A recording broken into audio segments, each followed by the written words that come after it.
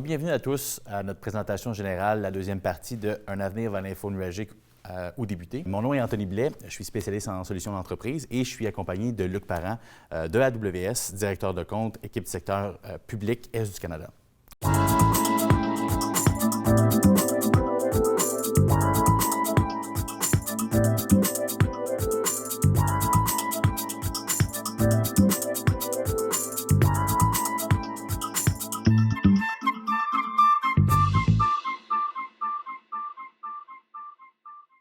Dans cette session aussi, on va revenir un peu sur les prochaines étapes, la planifier, votre migration vers l'info nuagique. Donc, on va discuter là, de stratégie et compagnie. Donc, au niveau de l'agenda, la première partie, ça va être de comprendre l'optimisation des coûts avec AWS. Donc, c'est mon collègue Luc Parent qui va s'occuper de ça. Et ensuite, je vais revenir pour discuter de tout ce qui est comment établir une stratégie cloud. Et finalement, on va introduire nos services au niveau de chez IT2Go, à savoir comment on peut vous accompagner vers cette transition-là. Donc, Luc, je te laisse faire la présentation pour l'optimisation des coûts avec AWS. Bonjour, mon nom est Luc Parent, directeur de compte chez AWS. Ça me fait très plaisir d'être ici aujourd'hui avec vous. Donc, je suis dans l'équipe du secteur public. Mon rôle, c'est de couvrir l'éducation et les OBNL, donc les organismes à but non lucratif. Aujourd'hui, on va parler d'une présentation qui s'appelle, en bon français, Cloud Economics, donc comprendre l'optimisation des coûts avec le cloud AWS. L'agenda, on va commencer par parler de la différence AWS, mais du point de vue financier. Fait que s'il y a des gens qui sont des directeurs informatiques, des directeurs des finances, des coordonnateurs informatiques, vous allez trouver ça intéressant parce que vous allez être capable justement de comprendre comment on peut sauver de l'argent en utilisant le cloud AWS. Par la suite, on va parler du concept de travailler à rebours. C'est un concept qui nous est cher chez AWS. On va vous expliquer un petit peu qu'est-ce que ça veut dire. On va vous parler aussi de 2 références de clients qui ont réussi à faire leur migration dans le cloud. Par la suite, on va parler du coût total de possession avec le cloud AWS.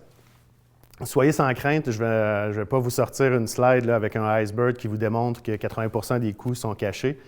Non, on va plus y aller avec un mode comparatif, c'est-à-dire comparer les coûts dans le cloud AWS avec les infrastructures on-premise, puis les coûts justement du fameux coût total de possession dans le cloud. Par la suite, le bout le plus intéressant, vers la fin de la présentation, on va vous expliquer quels sont les mécanismes qu'on va utiliser dans le cloud pour être capable de vous aider à contrôler les coûts dans le cloud AWS. Donc, la différence AWS au point de vue financier, premièrement, j'aimerais faire une petite mise au point. Dans le fond, c'est que vous parlez d'un concept qui est super intéressant chez nous, ce qu'on appelle le concept de design de nos services qui sont loosely coupled. Donc, c'est quelque chose qui est assez simple chez nous. On est capable justement de facilement interfacer ces services-là avec d'autres environnements relativement complexes, qui dans plusieurs cas, nos compétiteurs sont présents.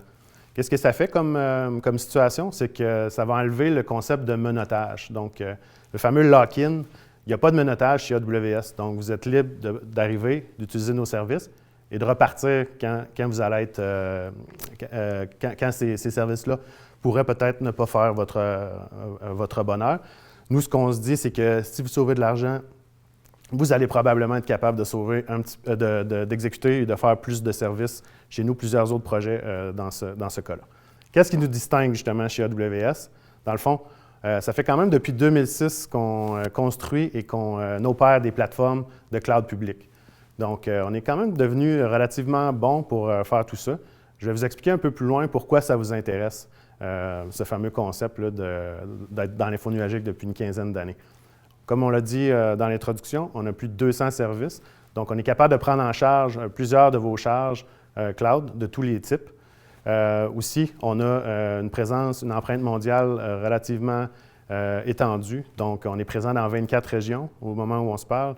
On a aussi 77 zones de disponibilité avec aussi 225 points de présence. Je vais vous expliquer un petit peu plus en détail, un peu plus loin, qu'est-ce que ça veut dire tout ça, mais gardez en tête qu'on a une empreinte mondiale assez forte. Au niveau des partenaires, ce qui est intéressant avec AWS, c'est que ça génère un écosystème de partenaires très vaste, très riche. Donc, oui, on a des partenaires comme IT2Go qui font de l'intégration de nos solutions. On a aussi des partenaires qu'on appelle SaaS, Software as a Service, qui vont livrer des solutions logicielles qui sont bâties sur le cloud AWS, On a aussi des partenaires PaaS, Platform as a Service, qui vont aussi fournir des services qui sont aussi bâtis sur notre cloud. Donc, ça crée un écosystème, là, puis on a au-dessus de 1500 partenaires dans le secteur public qui vont être capables de vous aider à faire votre migration dans le cloud. Comme on le disait tantôt, notre empreinte mondiale, vous allez voir, ça a plusieurs effets positifs, plusieurs effets d'entraînement. Puis, quelque chose qui nous tient à cœur beaucoup, c'est la philosophie tarifaire. Donc, on va être capable de redistribuer des baisses de prix à nos clients. Donc, on l'a fait jusqu'à 85 fois depuis le début de notre existence. Donc, finalement, qu'est-ce que ça veut dire? C'est qu'au fur et à mesure qu'on sauve de l'argent, on va expliquer ce concept-là plus en détail, on est capable de baisser nos prix et on ne monte jamais nos prix de service. Pourquoi choisir AWS? Si on compare un peu quand vous allez bâtir une infrastructure traditionnelle, qu'est-ce que vous allez faire? Vous allez vouloir acheter des équipements. Bien, c'est un concept et un processus qui est super complexe. Vous allez avoir besoin de ressources humaines, donc pour le déploiement, pour la planification et aussi la gestion de ces infrastructures-là. Donc, c'est un processus qui est souvent itératif. On va faire plusieurs rencontres pour planifier tout ça. C'est relativement complexe. Ça finit par coûter beaucoup d'argent et beaucoup de temps aussi. Et on ne mentionne même pas tout le concept des contrats. Donc, parfois, bon, il va y avoir une complexité contractuelle qui vient avec ça. Parfois, vous allez faire des appels d'offres. Parfois, vous allez utiliser justement des véhicules d'achat qui existent déjà. Dans plusieurs cas, vous n'allez pas être en mesure d'avoir exactement ce que vous voulez, ce que vous avez besoin. Donc, ça peut créer justement beaucoup de complexité là, dans la création et le déploiement de vos projets. Si on se met à comparer justement un petit peu avec les avantages de bâtir ces infrastructures-là dans le cloud AWS, la première chose qu'il faut remarquer, c'est justement qu'on n'a pas d'investissements initiaux. Donc, vous êtes capable de débuter dans le cloud sans faire d'investissement majeur, comme c'est le cas quand vous allez bâtir des centres de données sur le site. L'autre concept par rapport aux coûts, c'est des coûts variables. Donc, vous allez seulement payer ce que vous consommez. Donc, c'est un concept de paiement à la consommation. Vous allez entendre souvent aujourd'hui, vous allez nous entendre parler, moi, mes collègues et les gens d'IT2Go, de plusieurs concepts, l'agilité, la rapidité, l'élasticité.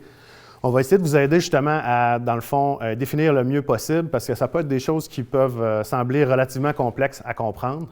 Donc, l'agilité, la rapidité de déploiement, c'est un des gros avantages. Imaginez là, si vous étiez dans le cloud déjà lorsque la pandémie est arrivée, imaginez la puissance que ça aurait pu avoir justement dans vos systèmes, dans vos infrastructures, d'être capable de livrer des nouvelles fonctionnalités, livrer des nouveaux services, ce genre de choses-là.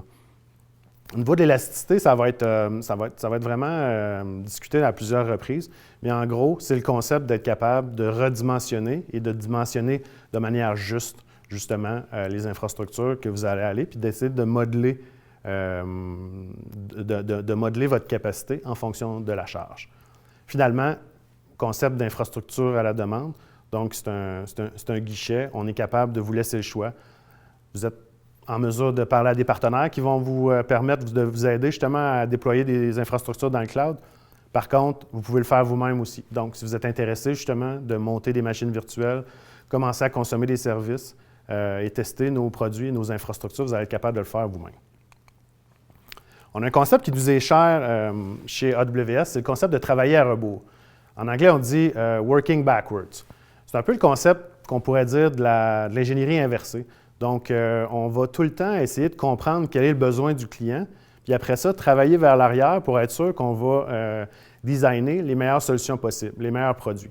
Donc, ensuite, on va vous parler de quelques cas références qu'on a au niveau d'une organisation ontarienne et aussi une organisation dans l'Ouest canadien, justement une organisation universitaire.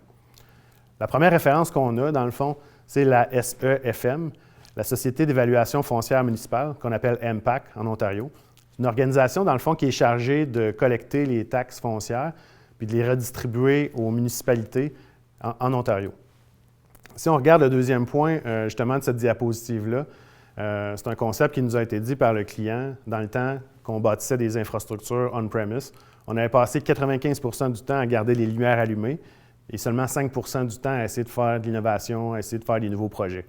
Donc, c'est quelque chose, leur migration dans le cloud, qui a vraiment été tournée à l'envers. Donc, maintenant, on est capable d'utiliser le temps sur des tâches qu'on appelle à valeur ajoutée. Donc, comment ça a commencé tout ça? J'attire votre attention sur le dernier point. C'est un étudiant qui a commencé avec une carte de 50 à 100 $ justement pour aller faire des expérimentations. Son directeur lui avait demandé, y a-t-il des choses qu'on pourrait changer? Et justement, il est revenu avec cette idée-là de migrer certaines charges dans le cloud. Puis ça a été quelque chose qui a débuté leur migration dans le cloud. Pour eux, vous allez le voir, il y a eu moyen d'économiser vraiment beaucoup. On parle de 5000 % plus rapide à 1/10 de coût. On va essayer de vous expliquer comment ils ont été capables de réaliser le tout un peu plus tard. Selon leur dirigeante des finances, justement, la transformation avec AWS, ça a eu un effet majeur, puis ça leur a permis d'être capables justement de livrer des services à leurs clients internes et leurs clients externes beaucoup plus rapidement. La deuxième référence que je voudrais parler, c'est un de nos plus gros clients dans le secteur de l'éducation. Donc, c'est l'Université d'Athabasca dans l'Ouest canadien. Donc, eux ont commencé leur migration dans le cloud à peu près il y a 3 ans. Ils ont été capables justement, graduellement, d'utiliser des nouveaux services et des nouvelles technologies.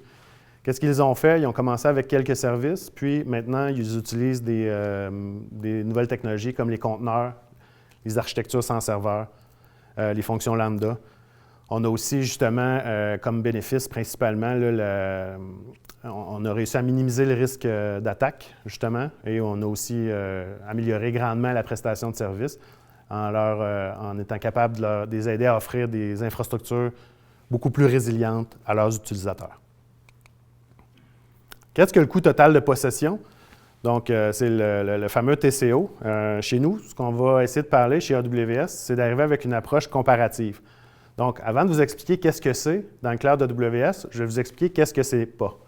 Ce qu'il ne faut pas faire, c'est justement tomber dans le piège d'arriver et de comparer seulement les coûts d'un centre de données traditionnel ou d'un centre de données qui serait monté en colocation, une architecture un petit peu plus classique, avec les coûts d'une machine virtuelle, justement, dans le cloud AWS. Pourquoi? C'est beaucoup plus compliqué que ça. Habituellement, la plupart des clients, on va facilement pouvoir penser aux coûts de serveur. Donc, comme vous allez voir, il y a des choses qui reviennent souvent. Donc, le matériel, les serveurs, bien sûr, les racks, tout ce qui est commutateur. On a aussi tout le temps des logiciels dans plusieurs de ces éléments-là. Coût des installations, espace, puissance, climatisation, c'est des choses que vous allez m'entendre dire à quelques reprises. Ces coûts-là peuvent être recroisés avec les frais de stockage. Quand même une bonne complexité aussi au niveau du matériel, des commutateurs de plus pour le stockage. Au niveau des logiciels, bien, quand on veut faire de la sauvegarde, ça va prendre un logiciel spécialisé. Donc, encore des coûts de rack space power. Les coûts de réseau, on est certain que vous allez encore avoir besoin d'un réseau. Par contre, ça va grandement simplifier votre infrastructure réseau. Habituellement, quand on pense à un TCO, un coût total de possession au niveau des infrastructures on-premise et d'un cloud, on va pas mal arrêter à ce niveau-là. Des coûts qu'on oublie souvent, justement, d'ajouter, c'est les fameux coûts de main-d'œuvre. On parle justement, tantôt on parlait des coûts de planification, des coûts de ressources humaines pour faire ces nouveaux projets-là, mais on a aussi des coûts d'opération. Comme vous allez pouvoir voir dans plusieurs ateliers aujourd'hui, les coûts d'opération sont beaucoup plus faciles et beaucoup plus bas dans le cloud AWS. Donc, vous allez être capable aussi d'économiser et c'est quelque chose qu'on oublie souvent de calculer. On a des équipes pour vous aider justement à mettre des chiffres à côté de ces coûts-là. Finalement, plusieurs extras, on en a parlé un petit peu au début, planification de projet et tous les autres départements qui vont graviter autour justement là, de ces projets-là. On parle du côté juridique, côté entraînement sur les nouvelles solutions. On a parlé de coûts, ces 5 éléments-là dans les colonnes de gauche. On oublie souvent aussi de tenir en compte les avantages. Il y a une valeur commerciale à opérer dans le cloud, la rapidité, l'agilité. Vous allez voir que ça ajoute beaucoup, beaucoup d'avantages. Coût des retards, quel est le coût justement de retarder une nouvelle fonctionnalité, de ne pas offrir un service à vos utilisateurs? Donc, il y a beaucoup de choses comme ça qui peuvent être oubliées dans le calcul d'un coût total de possession. Finalement, la gouvernance, comme vous allez pouvoir le voir, je vais vous dire un mot qui va revenir assez souvent aussi, l'automatisation. Bien, on est capable d'automatiser certains éléments de gouvernance pour vous aider à contrôler vos coûts. Puis on va le voir vers la fin de la présentation, comment certains services vont être capables de vous aider à réaliser ça. Donc, si on récapitule, on pense souvent à une liste de coûts qui existe, que je vous liste présentement. On pense habituellement tout le temps à calculer le coût de l'infrastructure, Des fois, on va parler un petit peu des gains, les fameux soft costs qu'on appelle, donc les gains en productivité, certains évitements de coûts là, à transférer. Par contre, on va bien souvent oublier justement plusieurs avantages comme sont listés dans cette liste-là, dans ce tableau-là. Donc, c'est important vraiment de regarder avec une vue d'ensemble tout ce concept-là de contrôle des coûts. Parlons maintenant de l'utilisation des centres de données. Donc, en général, selon des études de Gartner et d'autres firmes indépendantes, les centres de données vont être utilisés à moins de 50 %. Pour en avoir fait beaucoup dans les dernières années, je vous dirais même que c'est relativement optimiste comme marque. Souvent, on peut voir qu'au niveau de la mémoire RAM, l'utilisation va être en bas de 30 %. Au niveau des microprocesseurs, ça peut être encore plus spectaculaire. Donc, on peut avoir de l'utilisation en bas de 15 %, parfois même en bas de 10 %. Qu'est-ce que ça fait? Comme vous le voyez dans le graphique, la partie noire, beaucoup de capacité inutilisée. Toute cette capacité inutilisée-là a un coût. C'est ce qu'on va essayer d'amenuiser justement en migrant vers le cloud. Pourquoi on a un peu de misère justement à bien utiliser ces centres de données-là, pardon? Puis, il y en a probablement d'entre vous qui sont à des marges là, qui ressemblent à ce que les études disent, là, un 40-45 %. Par contre, il faut tout le temps garder une certaine partie de capacité inutilisée pour la tolérance sur vos infrastructures sur le site. Donc, c'est normal quand même de ne pas être très près de 100 % Donc, si je reviens au concept de pourquoi c'est difficile, on a plusieurs types d'utilisation, de charges, de pointes. Donc, pourquoi c'est difficile? Bien, c'est pas compliqué, c'est parce que dans plusieurs cas, c'est carrément impossible à prédire. Il y a des événements externes qui vont avoir lieu dans la vie de tous les jours qui vont générer justement des charges très différentes. Vous avez aussi le type, comme vous voyez au centre, de charges à temps partiel qui vont justement vous permettre d'avoir une charge un petit peu plus périodique, donc qui va être un petit peu plus facile à prédire, mais qui va quand même occasionner des pics différents. Finalement, à droite, vous avez le concept des charges cycliques, donc quelque chose qui revient aussi périodiquement. Ça ressemble plus à une sinusoïde, donc périodiquement, mais avec des périodes, disons, différentes, peut-être plus longues. Par exemple, peut-être en éducation, la rentrée. Chez Amazon ça serait peut-être les Amazon Prime Day. Donc, ça pourrait être le Black Friday au niveau du commercial et du commerce en ligne. Donc, plusieurs de ces choses-là qui arrivent quelques fois dans l'année ou quelques fois dans un quart. Qu'est-ce que ça fait? Pour ceux qui ont fait un peu de physique, si on prend le principe de superposition puis on additionne toutes les valeurs de ces graphiques-là, ça va créer des graphiques de charge extrêmement complexes qui vont être pratiquement impossibles à prédire. Donc, c'est normal que vous ayez un peu de misère à, justement, prédire ces charges-là. C'est pratiquement une tâche impossible. Donc, si on en arrive avec peut-être un cas d'espèce pour montrer qu'est-ce qui pourrait arriver, la ligne verte va représenter la capacité qui est provisionnée. La ligne blanche va représenter justement la charge qui est très variable et très difficile à prévoir. La surface noire va être, dans le fond, la totalité de la capacité qui est inactive, donc des dollars gaspillés. Comme la charge est relativement difficile à prévoir, il se peut qu'à un moment donné, il y ait un pic de charge, on va arriver avec une panne. Bon, on va le voir un peu plus tard dans les manières de provisionner. Qu'est-ce que ça peut générer comme problème, une panne? Bon, ça peut carrément créer un arrêt de service. Ça peut aussi créer une baisse de la rapidité, justement, de certains services. Qu'est-ce que ça génère pour vous en informatique? Bien, ça génère probablement des appels. Qu'est-ce qui arrive quand votre Wi-Fi tombe? J'imagine que le téléphone doit sonner assez rapidement. C'est un peu le même concept, donc une occasion d'avoir rendu le service là, à votre organisation qui est perdu. Puis des fois, ça peut générer justement peut-être des pertes de confiance de vos utilisateurs, peut-être même de vos dirigeants des fois. Qu'est-ce qu'on fait pour essayer de régler ce problème-là?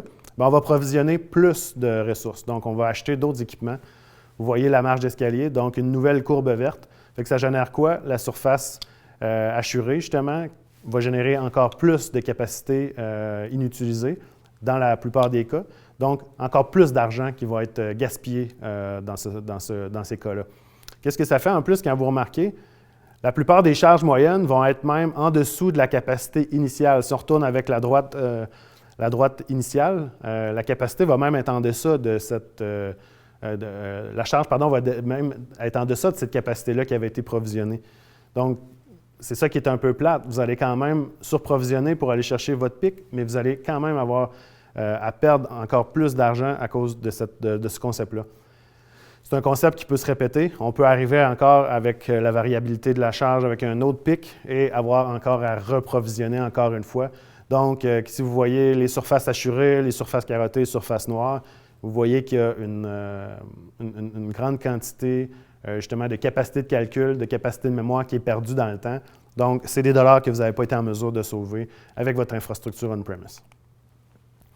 Qu'est-ce qu'on pourrait avoir à considérer justement si on fait une exploration de votre coût, mais avec le volet cloud? Donc, on va se poser plein de questions justement, puis on va essayer d'avoir une meilleure planification de la capacité. Comme on vient de le dire, ça va être impossible à certains niveaux, mais ça va être possible avec certains types de charges.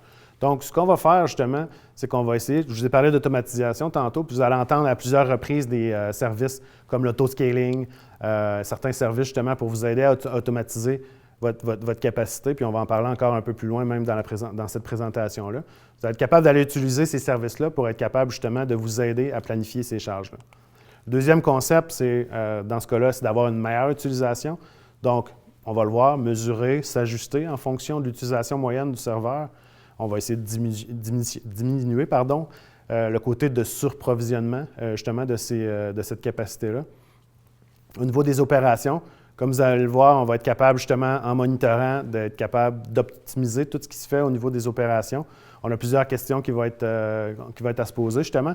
Et finalement, on arrive dans les phases d'optimisation, justement, où vous en êtes dans votre voyage vers le cloud, donc dans votre migration vers le cloud, dans votre maturité, justement, d'utilisation de nos services pour être capable d'aller chercher de plus en plus d'optimisation dans les différents services et les différentes stratégies qu'on vous offre pour contrôler vos coûts. Donc, on arrive dans la partie un petit peu plus intéressante au niveau du coût total de propriété. Comment on va faire pour optimiser ce fameux coût total de possession dans le cloud? Ça va être finalement d'utiliser 4 mécanismes. Le premier mécanisme, c'est simple. On en a parlé un petit peu à quelques reprises, puis on va aller plus en détail dans ce bloc-ci, justement. Ça va être de carrément diminuer le surprovisionnement.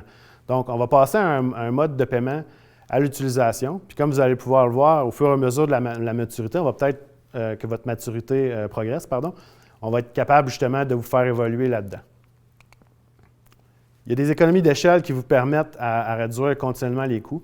Si vous vous rappelez, au début de la présentation, j'ai parlé justement de notre empreinte mondiale.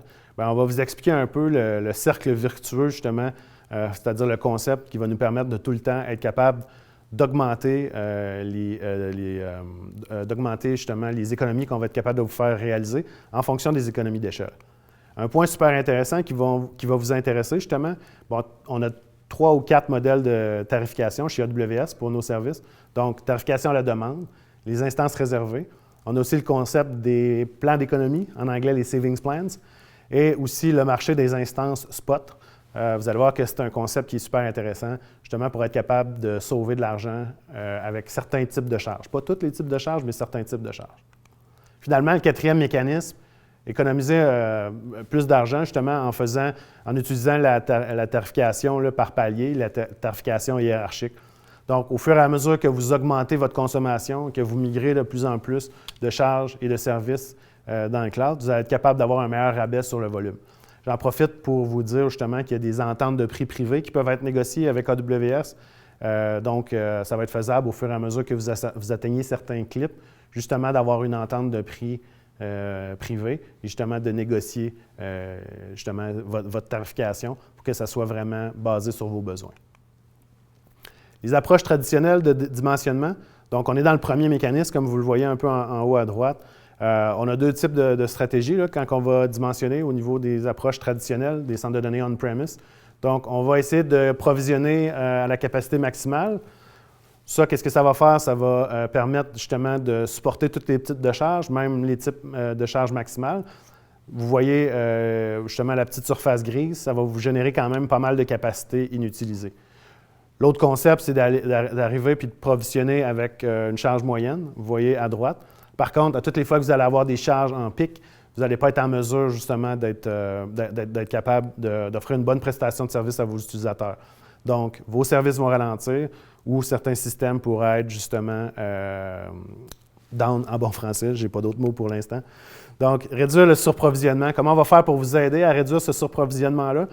Comme on l'expliquait tantôt, c'est un peu comme d'approcher votre courbe de capacité avec votre courbe de charge.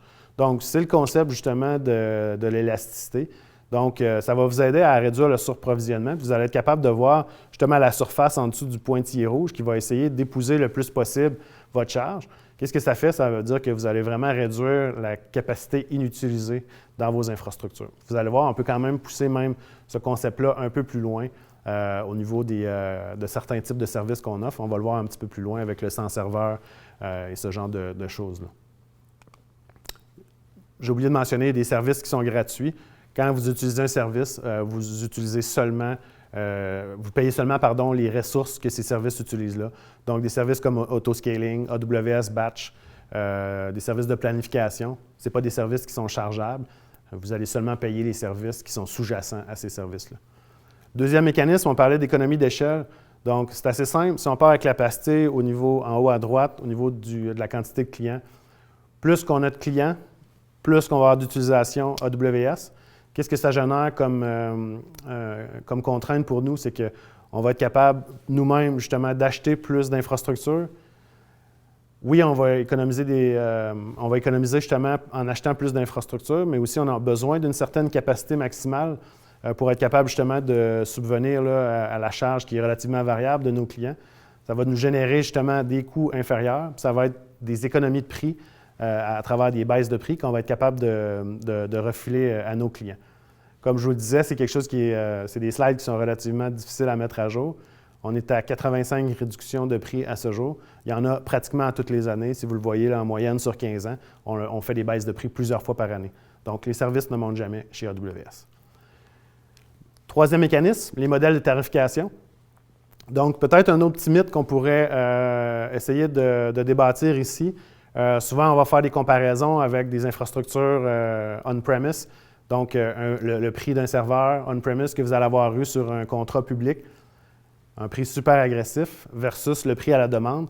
C'est souvent le prix qu'on va aller comparer quand on compare les deux types d'infrastructures. Donc, il ne faut pas tomber dans ce piège-là. Notre capacité, justement, de faire économiser passe par d'autres mécanismes qu'on va expliquer aujourd'hui. Donc, ça, c'est le fameux tarif à la demande. Donc, on allume une machine virtuelle pendant 1 heure, pendant 2 heures. C'est le coût que vous allez payer. Le deuxième concept, c'est ce qu'on appelle les instances réservées. Les instances réservées, c'est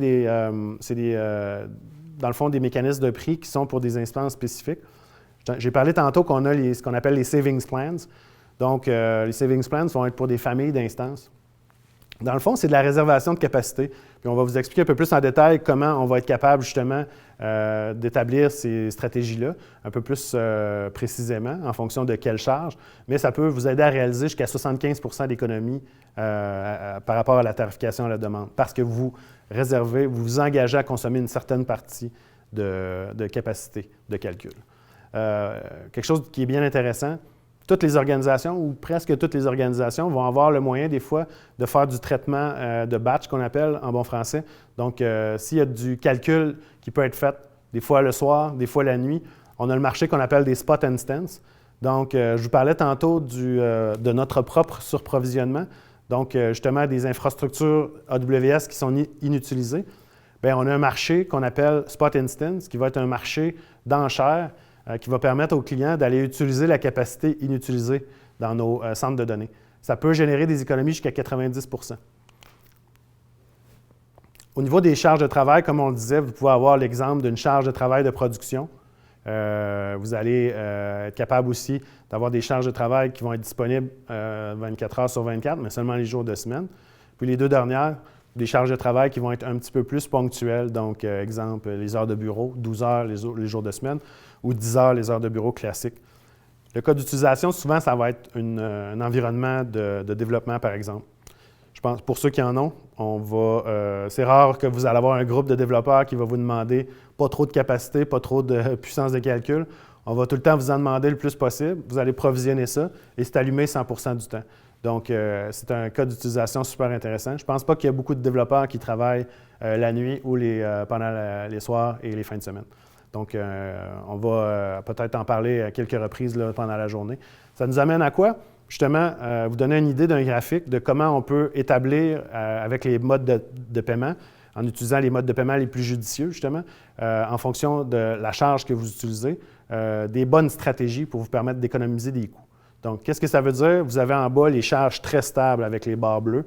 Ça va être les savings plans, les instances réservées. Avec les charges qui sont un petit peu plus ponctuelles, cycliques, un petit peu plus difficiles à prévoir, bien, on va tout simplement utiliser les deux autres modes de paiement, donc le on-demand puis le spot instance, ou un mélange des deux. Comme je vous parlais, vous avez une tonne de services avec un support natif, justement, de nos services un peu plus core, là, comme nos services de calcul, qui vont être compatibles avec ces services-là, qui vont vous permettre justement d'automatiser tout ça.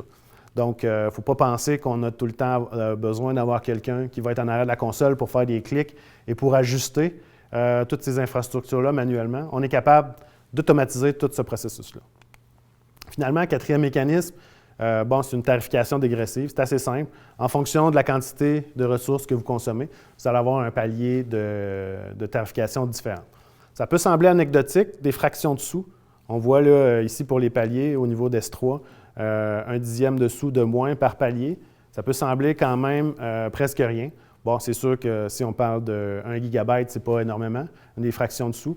Par contre, quand on parle de centaines et de centaines de terabytes et, dans certains cas, de pétabytes, ça peut facilement faire la différence entre plusieurs milliers de dollars par mois jusqu'à des dizaines de milliers de dollars par mois.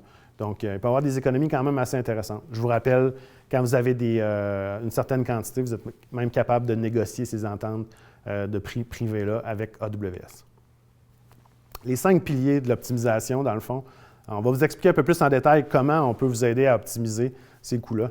Donc, en premier, ce qu'on appelle en anglais le right sizing, donc le juste dimensionnement de vos instances. On va pouvoir établir des stratégies qui vont nous permettre justement d'aller, comme on expliquait, modeler en utilisant l'élasticité, justement aller modeler votre charge, votre courbe de capacité avec votre courbe de charge. L'exemple qu'on peut donner, je n'ai pas de slide là-dessus, mais je peux vous l'expliquer comme ça rapidement. Le choix des instances va avoir un impact assez majeur parfois. Donc, par exemple, choisir plusieurs petites instances où on va en mettre plus, ça va être capable justement de rapprocher le fameux modelage des deux courbes dont je vous parle. Ça va être capable aussi de minimiser des fois jusqu'à 5 ou 10 % juste par le choix des instances, justement les économies qui vont être faites avec ces choix judicieux-là. Finalement, choisir le bon modèle de tarification, on en a parlé. Certains clients au début vont seulement utiliser la tarification à la demande. C'est important parce que ça va vous permettre de comprendre un peu c'est quoi vos patterns, c'est quoi les charges que vous allez voir dans vos environnements.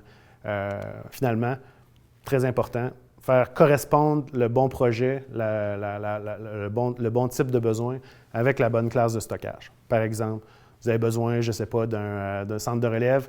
Vous allez utiliser du stockage chaud parce que vous avez besoin d'utiliser justement votre stockage. Si jamais votre centre de données principal tombe, vous voulez être capable d'utiliser le stockage tout de suite.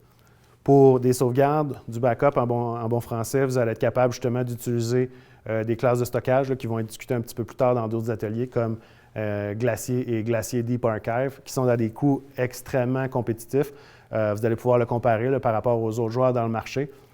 Justement, ces classes-là vont avoir certaines contraintes, peut-être des temps pour aller rechercher les données un petit peu plus longs, mais vous allez être capable d'économiser énormément d'énergie. Fait que c'est une stratégie supplémentaire qui est super importante. Finalement, mesurer, surveiller et j'en ai ajouté une de mon cru, ajuster. Donc, c'est bien important quand vous allez opérer votre infrastructure dans le cloud, non seulement de regarder qu'est-ce qui se passe, mais de ne pas hésiter à faire des ajustements. Vous allez le voir en étant de plus en plus habitué. Il y a une tonne de services qu'on va voir à une diapositive un petit peu plus loin qui vont vous permettre justement de réaliser ces actions-là, c'est-à-dire de vérifier comment ça se comporte et de faire les ajustements qui sont nécessaires justement dans ce cas-ci. Prochaine diapositive, à mon avis, la plus intéressante. Donc, je vais vous expliquer c'est quoi vraiment les phases d'optimisation. Vous allez voir comment on peut vraiment vous aider à optimiser de plus en plus votre environnement. Basé sur les conversations que j'ai dans le marché, j'oserais dire que pour la plupart des gens, ce qu'on appelle là, le fameux lift and shift, ça serait probablement ce qu'on pourrait avoir comme conception d'économie des coûts dans le cloud. Donc, on compare l'infrastructure sur le site, comme on l'a dit au début. On va faire un lift and shift, donc on va aller prendre ces charges de données-là, les transporter dans le cloud, puis commencer déjà à économiser. Puis il va y avoir une certaine marge d'économie qui vont venir, comme on l'expliquait, de l'opération, Rackspace Power, un peu plus d'agilité, d'être capable de faire varier les charges dans le temps. Mais ça va quand même être relativement limité, puis c'est souvent là que les gens s'arrêtent. Donc, si on creuse un peu plus en détail ce concept-là, comment on peut vous aider? On a déjà parlé du dimensionnement, donc le bon choix des bonnes instances pour les bonnes charges de travail. On va être capable de sauver un petit peu plus dans ces cas-là. L'élasticité, donc utiliser les services avec lesquels vous allez pouvoir automatiser justement cette variabilité-là de votre capacité en fonction de la charge. Je vais vous faire des économies supplémentaires. Optimisation du stockage, on vient d'en parler. Pas utiliser seulement du S3 pour toutes les charges de travail, aller utiliser justement les routines, justement comme le S3 Intelligent Tiering que Jonathan va parler dans son atelier. Ce genre de choses-là. On vient de parler du backup au niveau de S3 Glacier.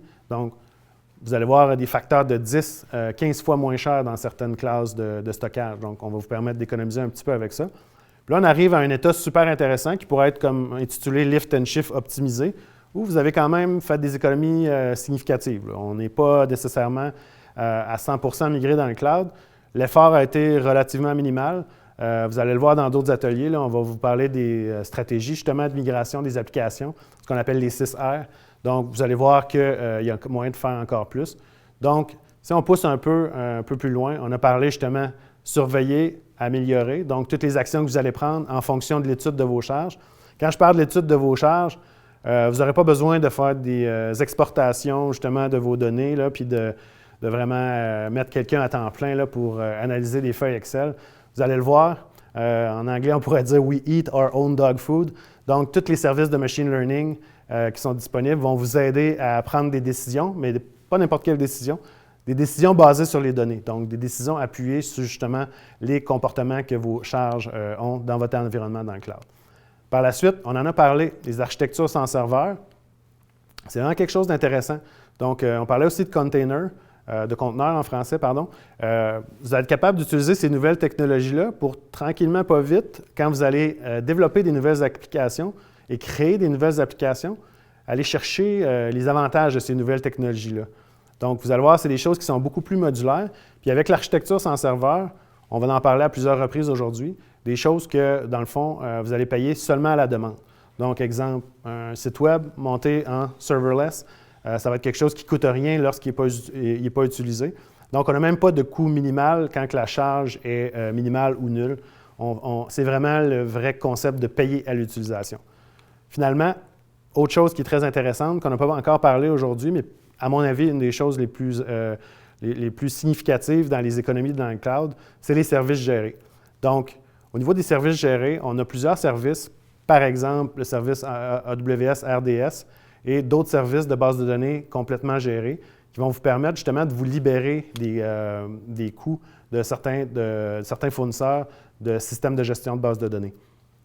Qu'est-ce que ça veut dire dans le fond? C'est que vous allez pouvoir prendre des bases de données existantes puis le faire en quelques phases. La première phase serait de les transitionner vers des services gérés comme AWS RDS. Après ça, pour les transitionner dans d'autres services gérés à 100% avec des architectures un petit peu plus évoluées. Comment on fait pour sauver de l'argent? Dans le fond, c'est assez simple. Un service géré, oui, des fois, vous allez me dire, Luc, ça coûte plus cher un service géré. Comment on va faire pour sauver de l'argent là-dessus? C'est pas compliqué. On va vous libérer justement de vos coûts de licensing. Dans certains cas, nos compétiteurs vont charger des prix relativement salés justement pour faire des migrations vers nouvelles technologies et tout. Donc, on va vous aider à vous libérer de ces coûts de licence-là qui peuvent être assez faramineux. Donc, dans certains cas, on va justement vous aider en amenant vos charges sur ces services gérés-là qui sont basés sur des technologies qu'on appelle logiciel libre, le fameux open source. Donc, c'est comme ça qu'on va être capable de vous aider à faire des économies. Finalement, toutes ces petites composantes-là, si on réapplique mon fameux principe de superposition, va vous permettre d'arriver à un état replatformé, optimisé dans le cloud AWS. Ça va faire, avec le temps, baisser votre coût total de possession. C'est quelque chose qui se fait par étapes, c'est quelque chose qui demande de l'énergie. Par contre, on est avec vous pour vous aider à vous supporter. Vous avez une équipe locale, vous avez des bons partenaires comme IT2Go qui vont vous permettre de vous accompagner à chaque phase de cette étape-là. Puis, comme vous le savez, là, le gouvernement a fait un décret justement pour inciter tous les établissements dans le secteur public à réaliser cette migration-là. Donc, vous avez avantage à commencer plus tôt que tard, justement pour être capable de vous permettre de le faire un petit peu d'avance. On a parlé beaucoup de surveillance, d'outils et tout ça. On n'ira pas dans le détail de tous ces concepts-là, mais il y a une tonne de services qui sont disponibles justement pour vous aider à réaliser ça. Puis comme je vous expliquais, ce n'est pas quelque chose de manuel où on va faire des extracts de données puis on va aller jouer dans les fichiers Excel. C'est des outils qui sont prédéveloppés, qui vont analyser ces données-là, puis qui vont être capables justement de vous aider à vraiment prendre de bonnes décisions.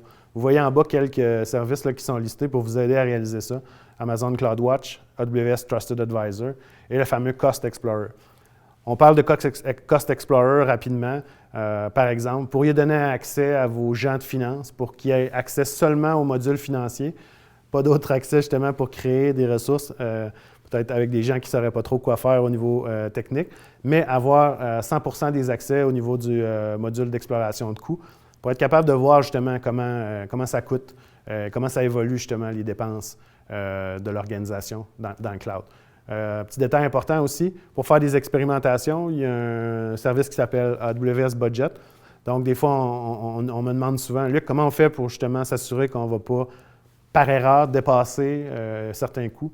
Donc, vous êtes capable de ségréguer, créer des comptes, établir des budgets pour certains projets, taguer des types de ressources justement pour certains projets. Donc, plusieurs mécanismes qui s'offrent à vous pour ce qu'on appelle vous aider à faire de la bonne gouvernance dans le cloud. Plusieurs ressources qui sont disponibles. On n'ira pas tout en détail, mais vous avez des ressources sur la tarification AWS. Donc, tous les prix sont publics. C'est disponible en ligne. Vous avez aussi un outil pour faire des estimés de calcul. Si vous avez des questions à ce sujet-là, les gens d'IT2Go et moi et mon équipe, on va être capable de vous supporter avec ça. On a aussi un service qui est super intéressant, qui est un collecteur de données. Ça s'appelle AWS Migration Evaluator. Avec ce service-là, qu'est-ce qu'on va faire? On va faire rouler ce fameux collecteur de données-là dans votre environnement. Puis on va être capable justement d'aller vous aider à faire un plan sur 1 an, 3 ans, 5 ans, dépendamment comment vous voulez. Puis vous expliquer un peu comment ça pourrait avoir de l'air, justement de migrer vos charges vers le cloud. Puis vous allez voir, dans plusieurs cas, ça risque d'être, pour les petits et les moyens environnements, ça risque d'être beaucoup plus simple que vous pourriez vous attendre.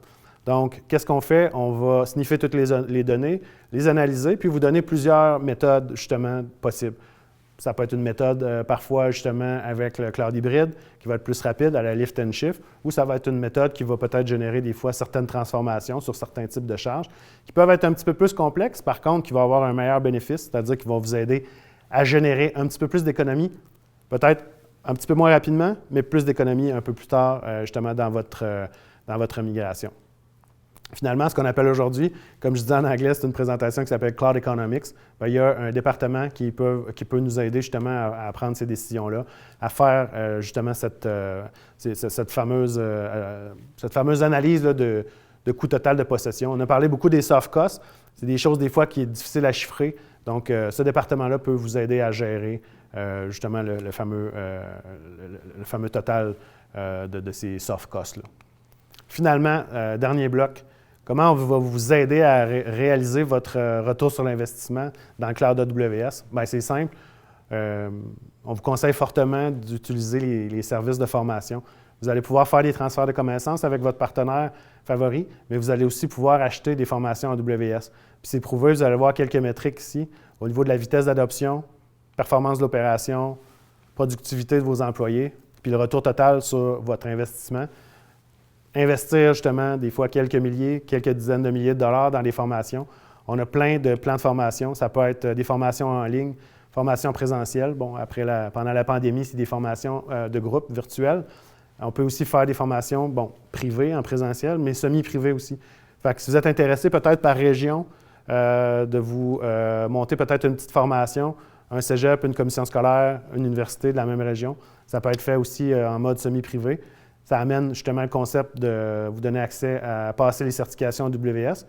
Aussi, finalement, si vous avez une ressource que vous aimeriez développer au niveau de l'analytique, l'Internet des objets, l'intelligence artificielle, vous allez être capable de designer un programme de formation spécifique justement sur comment arriver à former cette ressource-là, puis l'amener à un niveau expert dans un champ d'expertise dans le cloud AWS.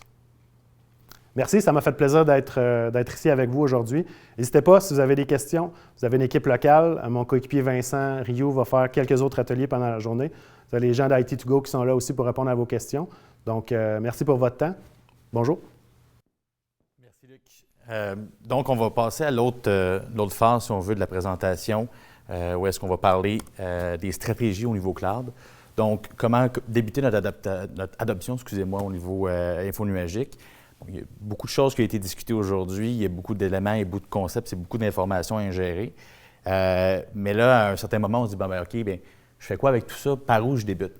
Et justement, d'établir une stratégie solide dès le départ va vous permettre de faciliter votre adoption, et également va vous permettre d'éviter certains tracas ou d'être à la dernière minute. Puis finalement, quand c'est le temps de faire votre migration, vous n'êtes pas prêt, il y a un paquet d'embûches, puis bref, il y a des situations qu'on ne veut pas vivre. Donc, dans une bonne stratégie cloud, on a 5 volets principaux. Il y en a beaucoup plus que ça. Aujourd'hui, on va juste regarder en surface, mais on va parler de 5 volets qui sont Cloud First. On va parler de la communication, des cibles à atteindre, la planification et le lancement. Donc, si je commence par la portion Cloud First, c'est d'un peu en premier lieu d'avoir une stratégie où est-ce que lorsque vous avez des nouvelles applications, ou des nouveaux services que vous devez offrir à vos usagers, c'est d'y aller avec une approche en disant, est-ce que je peux utiliser oui ou non ce service-là au niveau du cloud?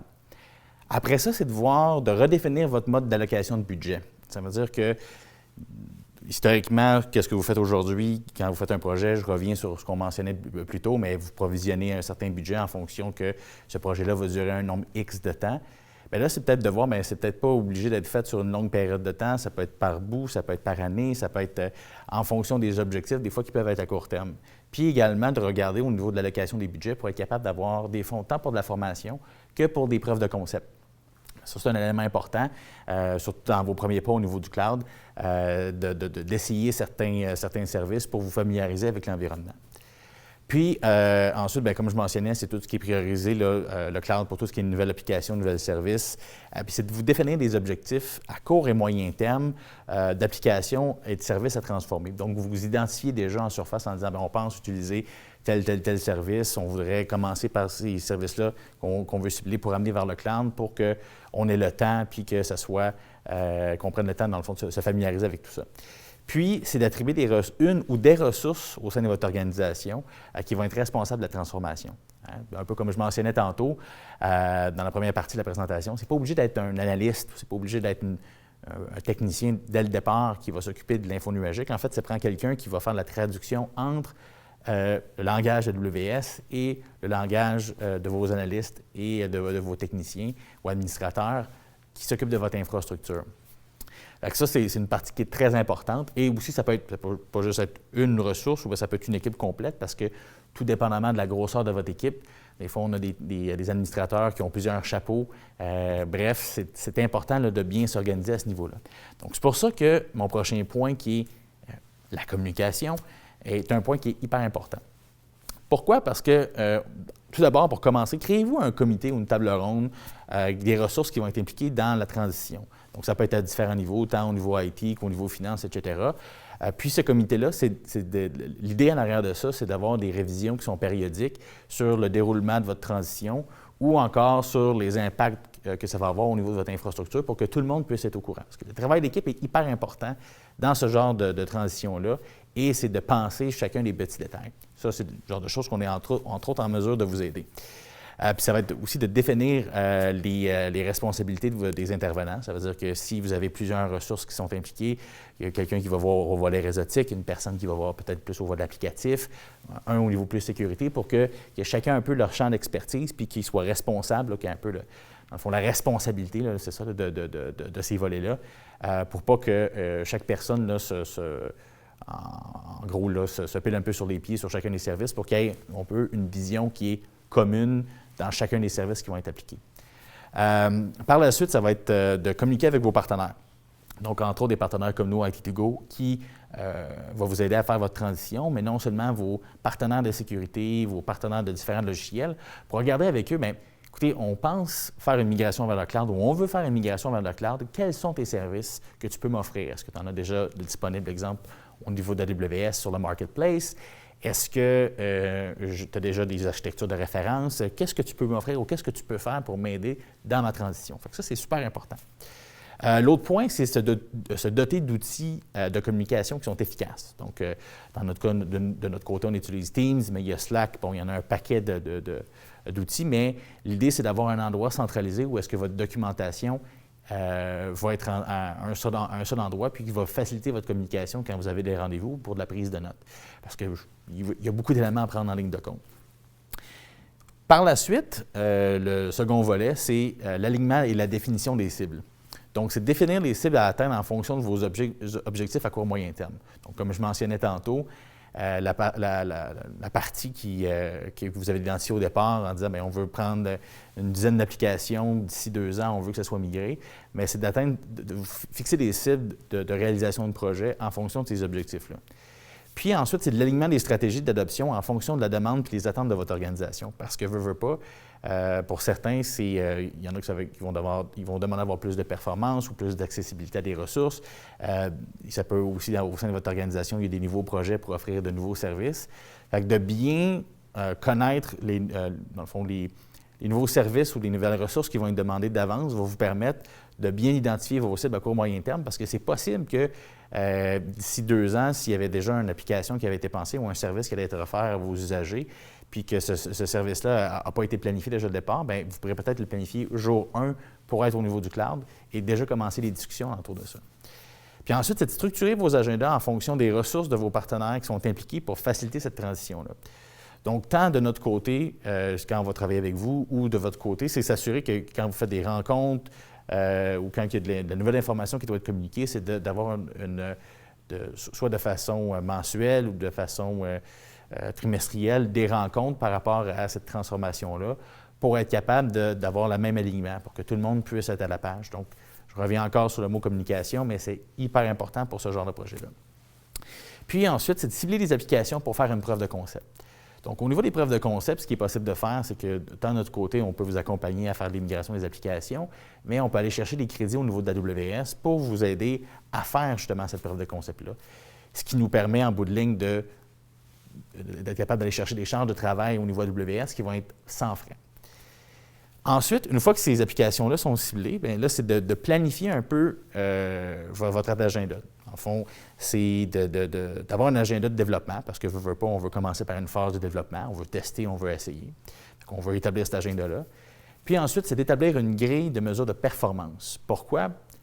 En gros, c'est de savoir, OK, quand j'ai commencé à migrer certains services, est-ce que ça rencontre les objectifs qu'on s'était fixés? Est-ce que ça fonctionne bien? Si ça ne fonctionne pas bien, pourquoi? Qu'est-ce qui est amélioré? Bref, de bien mesurer qu'est-ce qu'on fait, d'être un peu conscient puis comprendre dans le fond, notre transition pour être capable de, si jamais il y a des enjeux ou des choses à régler, bien, que vous puissiez les adresser dans le futur. Ensuite, c'est d'avoir une revue ou du niveau de progression en fonction des cibles et des objectifs. En fait, carrément, là, comme je mentionnais, d'avoir des rendez-vous sur une base soit mensuelle ou trimestrielle sur la progression des travaux pour être capable de voir est-ce qu'on était en retard, est-ce qu'on est parfaitement aligné avec la cible, si on a des retards, pourquoi, qu'est-ce qu'on doit adresser, etc., etc. Ensuite, c'est d'analyser les succès puis les défis qu'on a rencontrés. Qu'est-ce qui a bien été, pourquoi ça a bien été et qu'est-ce qui a mal été. Dans le fond, c'est de prendre conscience de ce qu'on a fait, puis d'être capable, après ça, de ne pas répéter les mêmes erreurs ou de répéter le succès qu'on a eu, puis des procédures qu'on a mis en place pour que ce soit un succès puis que le projet soit livré à temps. Puis, une fois que ça s'est fait, bien, comme je mentionnais, c'est de prendre conscience des défis, puis de réviser les attentes en fonction du niveau d'adoption et des progrès effectués et des défis rencontrés. Donc, si jamais on avait une idée pour une application qu'on pensait transformer pour l'info nuagique, finalement, ça ne fonctionne pas. On a quelques petits problèmes où il y a de l'ajustement supplémentaire qui doivent être faits, puis que, bref, on ne peut pas nécessairement rentrer dans l'agenda qu'on s'était fixé, ou ce n'est pas nécessairement pour cette année, ce n'est pas dans les priorités ou des choses comme ça. Bien, c'est de le réviser puis de revoir notre agenda puis les objectifs qu'on s'était fixés en fonction de la réalité. Puis, par la suite, c'est de planifier votre décommission des services. Donc, par rapport aux services que vous avez identifiés pour la migration, bien, c'est de voir, bien, une fois qu'on va être rendu à cette étape-là, oui, passer de l'étape de développement en production avec le cloud, c'est très facile. Par contre, chez vous, il y a probablement la mise en mode maintenance de certaines parties de votre infrastructure. Il peut y avoir un arrêt de service ou des choses comme ça. Donc, toute cette planification-là doit être faite d'avance, puis c'est bien important pour chacun des services parce que, aussi, en bout de ligne, c'est ce qui va faire que, une fois que la transition est faite, ça va être un succès ou non. Par la suite, bien, lorsque vous êtes prêt, il y a la période de lancement. Donc, comme je mentionnais un peu, définir une période de lancement de ces applications-là selon vos objectifs et l'agenda que vous vous êtes fixé. Et de migrer justement de tout ce qui est développement à production, puis d'analyser les performances et la consommation prévue. Ça veut dire qu'aussitôt que vous avez lancé des nouveaux services, de tout de suite voir, bien, qu'est-ce que je consomme? Est-ce que c'était en ligne avec la consommation que j'avais prévue, du prix que j'avais prévu, des budgets que je m'étais fixés, puis est-ce qu'on rencontre les métriques de performance nécessaires? Donc, si j'avais par exemple du bureau à distance, est-ce que ça se passe bien? Est-ce que c'est fluide pour les usagers? Etc., etc. Bref, ce sont toutes des choses qui sont à analyser une fois que c'est lancé en production, parce que c'est là le vrai test, si on veut. Puis ensuite, c'est d'aller chercher du feedback en bon français, justement de vos usagers ou des gens qui vont utiliser ces applications-là pour voir, OK, est-ce qu'il y a des choses à améliorer, est-ce qu'il y a eu des bugs, il y a eu des problèmes, des choses comme ça. Bref, en bout de ligne, c'est de constamment aller chercher un feedback lors de votre progression pour s'assurer, encore une fois, que votre projet soit un succès. Par la suite, bien, pour être capable de faire toutes ces étapes-là, ou toutes les grandes étapes au niveau de la migration, au niveau de AWS, bien, chez IT2Go, on peut vous aider sur 4 différents volets. En fait, le premier volet, c'est au niveau service, c'est l'analyse de vos besoins d'affaires. Ça veut dire qu'on va regarder avec vous, on va faire une analyse de charge, on va regarder qu'est-ce que vous consommez, qu'est-ce que vous avez comme type de machine virtuelle, la capacité utilisée, etc., etc. Bref, on va aller chercher un portrait de votre infrastructure. Et par la suite, par rapport à ça, on va émettre des recommandations sur la démarche vers la transition cloud. Donc, ça peut être en lien avec vos objectifs. On analyse ça, puis ensuite, on vous émet un rapport pour vous aider à ce niveau-là. Puis ensuite, ça va être tout ce qui est service conseil alentour des services d'AWS. Donc, prendre des orientations stratégiques avec vous sur des produits et services, à savoir, bon, bien, quand vous voulez commencer à utiliser l'application X, quel va être le meilleur service, quel va être le meilleur service aussi pour le futur pour vous. Est-ce que notre première itération de ce service-là va être utilisé sur une plateforme ou un service A d'AWS, mais dans 2 ans, ça va être sur service B parce qu'on va avoir une plus grande utilisation de cette plateforme-là ou justement pour rentrer dans nos objectifs, bien, c'est préférable de faire une migration rapide puis ensuite adapter notre application. Donc, c'est toutes des choses qu'on va regarder avec vous. Et ensuite, il y a toute la partie architecture de solutions. Donc, vous faire des diagrammes d'infrastructure de vos applications, de comment tout ça va s'interconnecter, comment tout ça va discuter ensemble. Pour ceux qui sont dans le secteur public, c'est une des choses que l'ITQ va vous demander. Ils vont vous solliciter pour ça parce que c'est des éléments qui vont valider avant que vous faites vos premiers pas vers le cloud. Puis, bref, aussi de faire l'architecture alentour de tout ce qui est arrimage à votre infrastructure actuelle selon vos paramètres de sécurité existants. Ensuite, c'est toute la partie migration et implémentation des services. Donc, même si vous avez une équipe, exemple, qui est dédiée, ou si votre équipe a plus ou moins le temps dès le départ de migrer ces applications-là, bien, on peut vous aider à faire l'entièreté du processus de migration pour vos applications en interne. C'est sûr que de notre côté, nous ne sommes pas une entreprise de développement, mais par contre, on a un paquet de partenaires qui peuvent nous aider à, justement, là, vous aider à faire cette migration-là pour certaines applications. Donc, on va établir un plan de migration avec vous, regarder les différents partenaires, puis ensuite, si c'est nécessaire, d'avoir une entente de service avec vous. Parce que, veut pas, étant donné que ça va être une nouvelle technologie, ça va être une nouvelle façon de faire, peut-être que vous voulez avoir de l'accompagnement dans les premières années pour justement réévaluer votre consommation, regarder si votre budget est bien dépensé en fonction de ce qui avait été prévu, est-ce qu'il y a eu des ajustements, qu'est-ce qu'on doit réviser en fonction de nos prévisions dans le futur par rapport à ce qu'on voit réellement dans l'utilisation sur le terrain. Donc, c'est tous des éléments auxquels on va être capable de vous aider. Puis, on peut avoir une entente de service avec vous sur, par exemple, une année où est-ce qu'on va avoir des révisions sur une base régulière, soit d'optimisation de coûts, soit d'optimisation également des services. Donc, ça fait partie des services qu'on peut vous offrir. Puis ensuite, il y a tout le volet formation. Donc, effectivement, AWS est capable de vous aider, mais chez nous aussi, on est capable de faire de la formation pour tout ce qui est service AWS.